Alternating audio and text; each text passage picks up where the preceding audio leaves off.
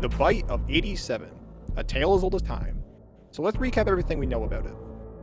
It was first mentioned by Phone Guy, now officially known as Ralph, in FNAF 1 on your first night, talking about how in 1987, an animatronic ended up attacking someone by biting them in the forehead and removing their frontal lobe, but the person was able to survive the attack. They used to be allowed to walk around during the day too, but then there was the Bite of 87. Yeah, it's amazing that the human body can live without the frontal lobe, you know? After this, we would get FNAF 2, a prequel game that actually took place in 1987 where the bite happened. However, we didn't really get any clear-cut information on who was responsible for the bite here. We would later get FNAF 3, which gave us absolutely nothing, and then we started getting teasers for FNAF 4, and this is where things started to get interesting. On Scott's website, when he started putting teasers out for the fourth game, people found that in the source code there were lots of 8s and 7s sprinkled throughout it, and because of that, many thought that we might get the answer to who the culprit behind the Bite of 87 was. People also did think this for another reason, but that is something I will get into later. And besides a one-off joke made in FNAF World about how Bounce Pod was actually the culprit who did the bite, that was really the last time it was ever brought up within the franchise. That was until the release of the week before, where we got new details about the bite, like how the victim isn't able to talk or do much else really, along with other details that will also go into more depth later. Today, I will be putting an answer on who the culprit behind the Bite of 87 actually is, because I think at this point we have enough evidence to answer what character was responsible for it. But before we do that, we need to discuss something that's pretty important.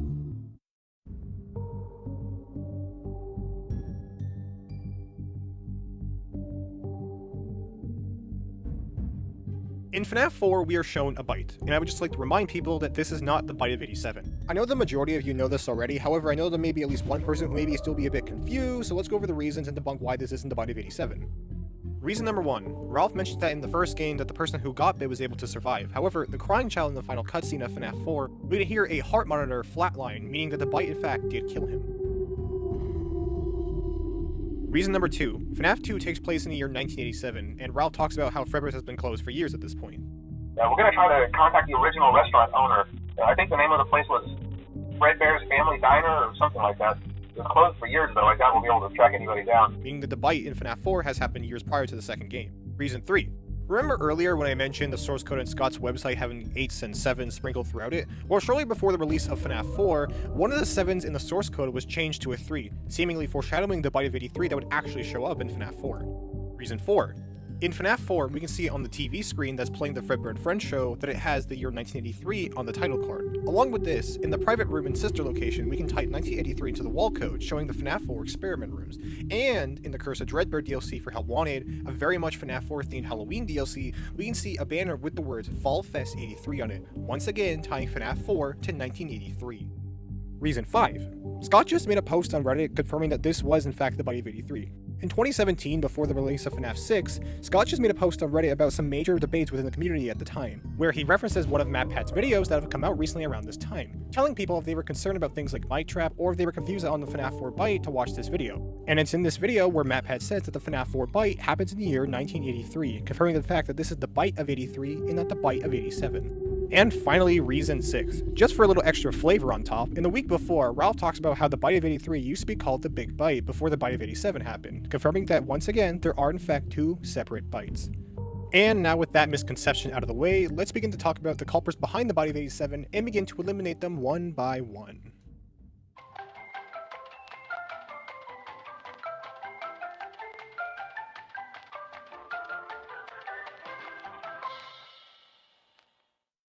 So let's begin with the obvious ones, Puppet, BB, and JJ. All 3 of them can easily be crossed off the list because none of them have actual moving jaws. And no, before someone brings up Phantom BB, that's not the actual BB. That's just a hallucination created and controlled by Springtrap that doesn't exist till decades later. I also want to talk about the shadow animatronics. The shadows are never actually seen visibly attacking someone, and the Fazbear Fright story Hide and Seek kind of doubles down on that. Where in the story, Shadow Bonnie is only really seen psychologically messing with our main character Toby rather than physically attacking him. And while yeah, this probably isn't really the same Shadow Bonnie as in FNAF 2, this is still showing us that creatures like this seemingly don't have the capabilities of physically harming someone. And at most, it's kind of like the movie, where Mike is being attacked by the spirits in his dreams, only for him to wake up with the same scars and cuts on him in real life. But that seems to be the most that they can do, as taking a chunk out of someone's head is quite different than leaving just a little cut on them. So with that, I think we can confidently cross both of the Shadow animatronics off our list. And while we're here, I also like to quickly eliminate N2O2. While yes, they are physically capable of biting someone, we are never shown that they are actually hostile. They just kind of show up, and that's really about it. And I think Scott knows that it would just kind of be a lame and underwhelming answer to have this random endoskeleton with no identity be behind one of the most infamous events in the franchise of all time. So with that, I think we can confidently cross Endo 02 off from our list as well. So with all that being said, let's begin to talk about our actual suspects here.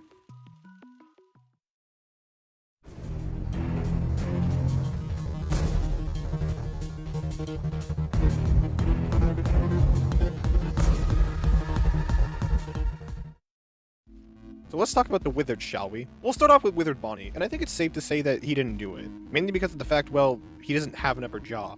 And we know the bite hasn't happened yet because the animatronics are still allowed to walk around during the day. They've spent a small fortune on these new animatronics. Facial recognition, advanced mobility. They even let them walk around during the day. Isn't that neat? So with that, we can confidently cross Withered Bonnie off of our list. Withered Chica probably also didn't do it, considering the fact that her jaw doesn't appear to be functional, and there isn't really much going for her, but there are two things that people will bring up that I want to discuss here. And the first thing is actually her addition to Help Wanted. When Help Wanted added the Withered animatronics in September of 2019, a lot of people noticed that on Withered Chica's model, there appeared to be blood on her endoskeleton jaw. Now, some people may take this as evidence, but I actually think I know what's going on here. When Steelwool was making the first Help Wanted, they ended up retexturing a lot of Scott's models when they were adjusting them to be able to fit into the game. And of course, while they took some creative liberties when retexturing some of Scott's models, with other ones, however, it seems that they were trying to accurately recreate the original texture to the best of their abilities by using reference images. And there is this official render of Withered Chica's head, and if you notice, you can see what looks like blood on her endojaw, and this is what most likely Steelwool used when making new textures for Withered Chica. However, I don't think this is actually blood. What this most likely is actually is a red light illuminating on her. As you can see a faint one on the left side of her head, while also seeing a really strong one coming from the bottom right here, so that's most likely where the red comes from. Plus, the blood isn't even where it should be if she did bite someone, so overall, it probably just was a mistake from a Steelwool employee. But even if it was on Scott's model, it wouldn't be from the bite, as that would mean that it would have been there during the entirety of FNAF 2 even before the bite happened. And the second thing I wanted to bring up was this shirt someone found at like Spencer's, I think, where it showed Nightmare Chica with the phrase "The Bite of 87" on it. But that shirt was never actually released to the public, and it was likely cut for being lore inaccurate. And Scott has denounced the idea that he would ever use merchandise to reveal lore. So with all that being said, I think we can cross Withered Chica off of our list as well. Withered Golden Freddy probably also isn't the culprit behind the bite, as in the week before, we actually get to see how he kills you, which essentially involves him beginning to fry your brain, and then when he's actually up in your face, putting his hands on your head to presumably crush it.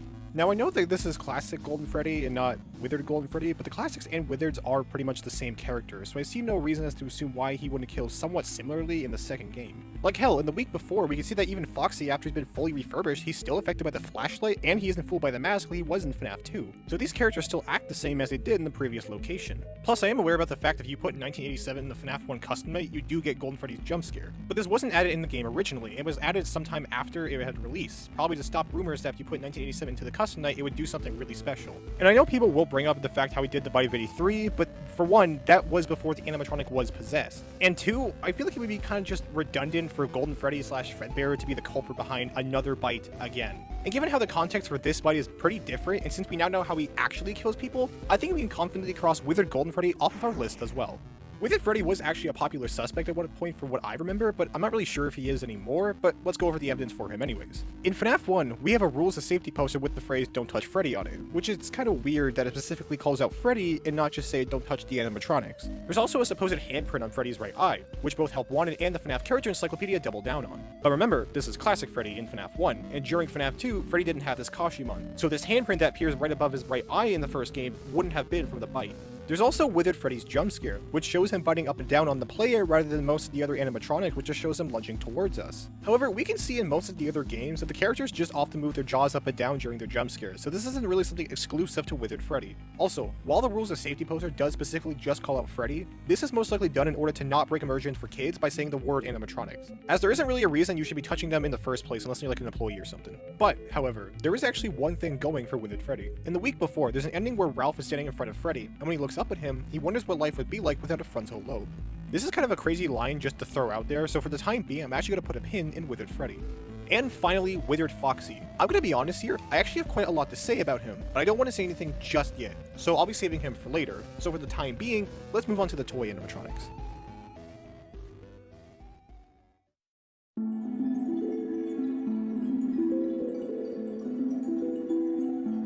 We have Toy Freddy as our first suspect here, and, well, he doesn't really have any evidence going for him.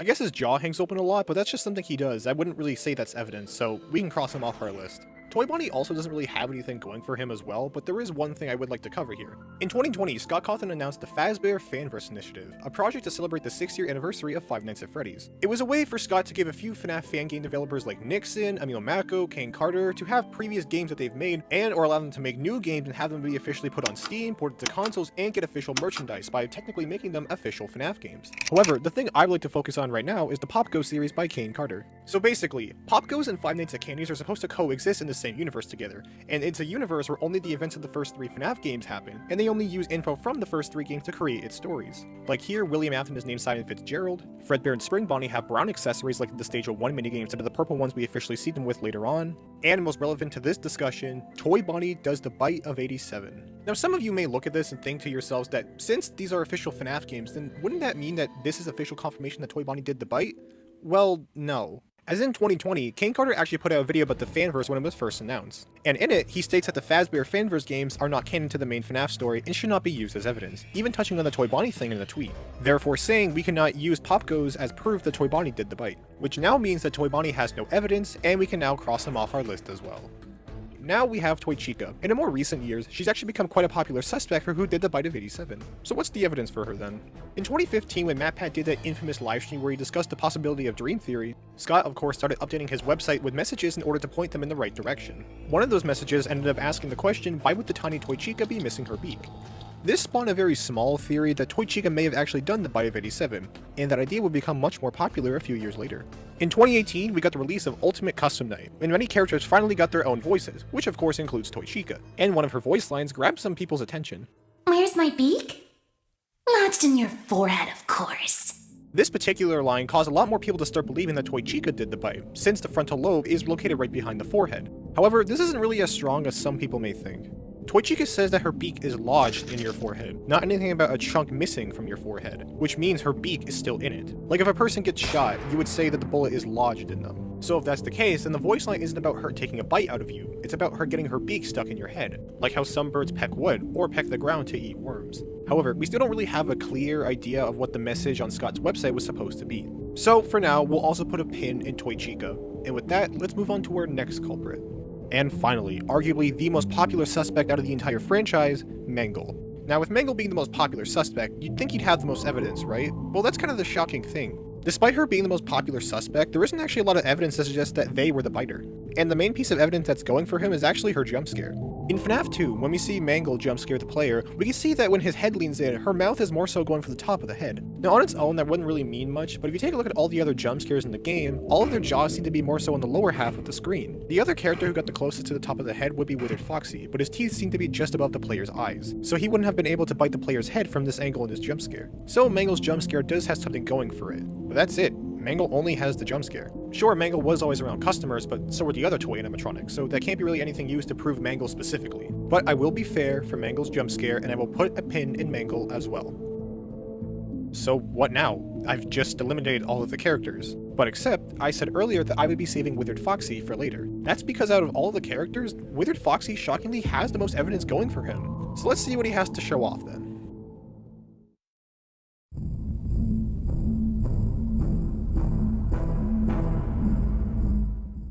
So let's begin to discuss the most recent thing to push this theory forward, that being the week before. In this book, there are a few interesting things that are brought up about Foxy, like how Pirates Cove was shut down for the reopening of this location, warning people to stay away, and that tables were rearranged in the dining area so customers wouldn't get too close to the entrance of Pirates Cove. It's clear that Foxy is considered more dangerous compared to the other animatronics, but we can go further than this.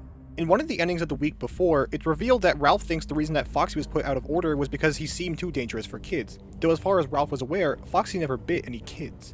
In the actual book, the word kids is emphasized, which seems to imply that Foxy has at least bitten an adult. Now it makes sense that the animatronics have bitten people before. There's an ending where Bonnie actually bites Ralph, and of course we have the frontal lobe line with Freddy earlier, but Foxy was the only one they felt it was necessary to put out of order even after being fully refurbished. And it seems like it didn't have anything to do with malfunctioning problems since it's never implied that Foxy wasn't working right. So what other evidence is there for Withered Foxy? Throughout FNAF 4, there are multiple things that actually connected back to FNAF 2. There's of course the 8s and 7s that were littered throughout the source code of Scott's website. There's also appearances from the toy animatronics as merchandise, and of course the appearance of Fredbear's, which was first mentioned in FNAF 2.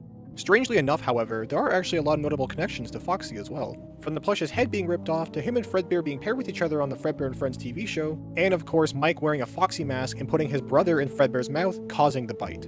But the most damning thing actually comes from the FNAF 4 teasers. During the time when FNAF 4 teasers were being released, we got to look at each Nightmare animatronic with the tagline "Was it me?" on each teaser, and when you brighten up the images, they would reveal the secret phrase "Nightmare" written on them. However, when it came to Nightmare Foxy's teaser, instead of the phrase "Nightmare" being written on it when you brighten up the teaser, you would have received the phrase "out of order." And on top of that, when you darken the teaser image, you could very clearly see an 87 right in Foxy's eye, drawing a connection between Foxy being out of order in 1987. Now before we continue, I know there are probably many of you who are a little annoyed over a detail that I have not yet mentioned, that being FNAF 2's Night 6 newspaper, where it talks about the toy animatronics being scrapped due to possible malfunctions. Now on the surface, this would seem to devalue the idea that any of the Wizards did the bite since the toys are the ones being scrapped. However, this newspaper seems to actually have been written before the bite even happened. Let me explain. Pulling a game theory here, bringing some real world facts into this, according to Sapiens.com, in order for stories to be published in a newspaper, they would need at least 1 to 2 days to do so. But that's only if it's a breaking story, as otherwise it may take up to at least a few weeks. But for the sake of this argument, we'll say it's a breaking story, since it's a headline for the paper. That would mean this idea of the toys being scrapped, even if it only took 1 to 2 days to be reported, was already in motion before the bite even happened. And this actually perfectly lines up with something Ralph said 2 days earlier on Night 4,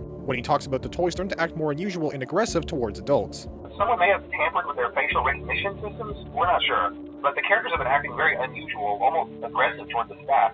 They interact with the kids just fine, but when they encounter an adult, they just stare. And this lines up with what the newspaper actually says, that the toys are being scrapped due to possible malfunctions. If one of your new animatronics bit someone in the head in front of a bunch of people, surely it would be on the headline or mentioned somewhere in the article, but it's not. Which actually aligns with the idea that the newspaper is given to us before the bite even happened, since we never hear anything about it in the game. This also lines up with something that's mentioned in the week before.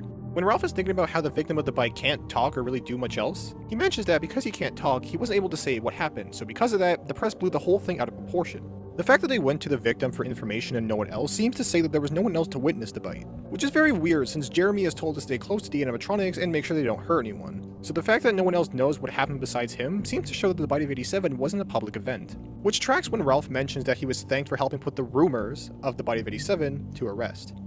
Something else that we learned in the week before is that the animatronics can actually leave the building and aren't actually stuck inside. However, they do have batteries that need to be recharged, so they can't actually stay outside the pizzeria for that long. There are multiple endings where Foxy himself just follows you home, either by himself or with the rest of his bandmates, but it's usually Foxy who does it the most.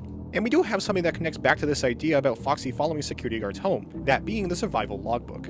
On page 80 of the survival logbook, we have a quote left from a previous night guard that appears to be from Jeremy Fitzgerald himself, and to read the quote specifically, "I only been on the night shift for about a week, but I was relieved to be switched over to the day shift. There's a lot of stress working 12 a.m. to 6 a.m. My boss had told me that the animatronics were acting strangely, almost aggressive towards the staff, but I wasn't about to let that scare me off. After work, I had an unsettling feeling that I was being followed home."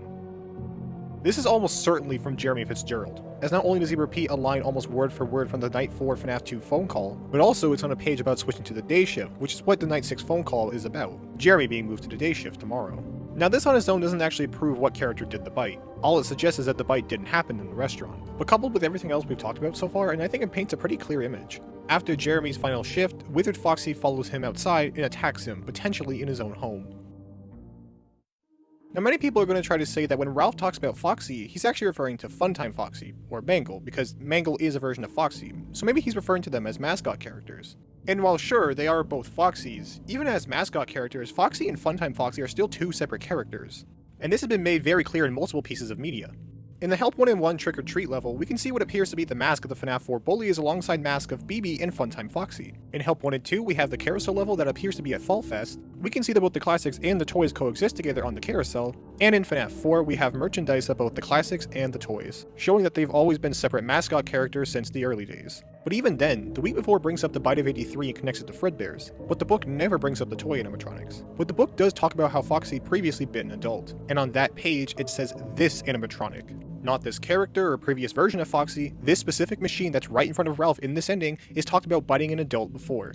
So sure, Withered Freddy might have the line from Ralph, and Toy Chica might have the cryptic teaser, and Mangle may have the jump scare, but when you compare it all to what Withered Foxy has, is it even really a contest? Like for Mangle, it is just a jump scare, and Scott hasn't done anything else like this in the franchise. Like in FNAF 4, when Nightmare Fredbear jump scares you, his jaw is on the bottom half of the screen, and this is the game where we see his normal counterpart bite someone. If Scott wanted us to place more importance on this, I'm sure he would have made it a lot more apparent, but he doesn't.